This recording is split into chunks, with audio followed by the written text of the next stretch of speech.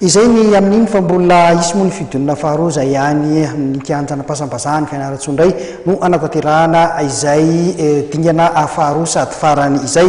Baolina kitra iveriny eto Analamanga isika nitarahana tetsy amin'ny kianjaben'ny Mahamasina omaly asabotsy ny lalao famaranana ho an'ny sokady zandriny eo amin'ny nivon'ny fiadina tompon-dakan'ny ligy Analamanga ho an'ny sokady latsaky ny 17 taona, latsaky ny 20 taona ary latsaky ny 15 taona. Fitinina manazaka ny Rakotomanina amintsika ny vokatra izany rehetra izany.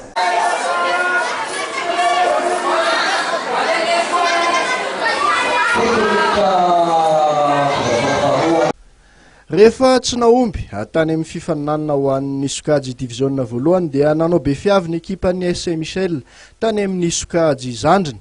Samy norombany izy ireo tokoa mantsy ny anaram-boninahitra teo amin'ny sokajy U15 U20 nandritra ny famaran'ny sokajy zandriny amin'ny fiadinan'ny tompon-dakana Analamanga taranja-baolina kitra natao omaly tetsy amin'ny kianjan'ny Mahamasina.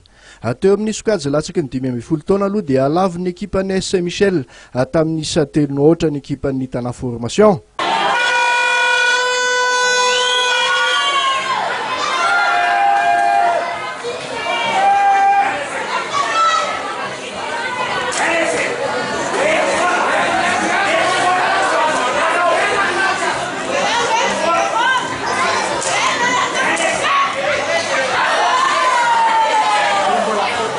Teo ampialan-tsasatra dia efa nahatafiditra ireo baolina telo ireo ny ekipa namparibe reto miakanjo mavo amin'ny sary ireto.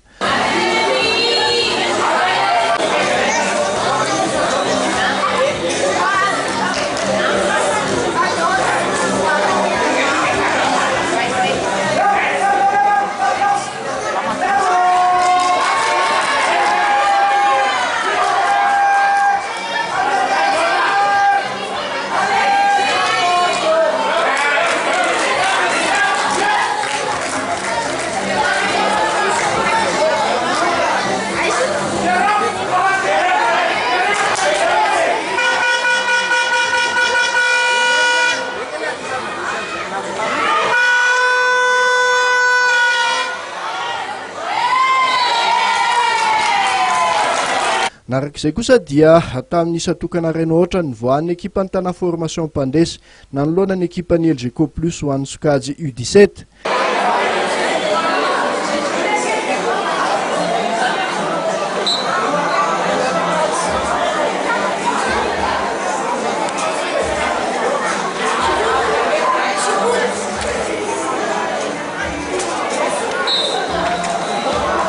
Ary farany dia taorian'ny fandakana tir au but 7-7 no nadresen'ny ekipan'ny SC Michel ny ekipan'ny Tana Formation ho an'ny sokajy latsaky ny 20 taona. Mariana Fanirava ady sahala rainoraino rotota nandritra ny 7 taona ara-dalàna. Sikaritra tamin'ity famaranana ity fa maro ny ankizy manatalenta eto Analamanga ka tokony ho jerena sy araha-maso akaiky ny fivoarany.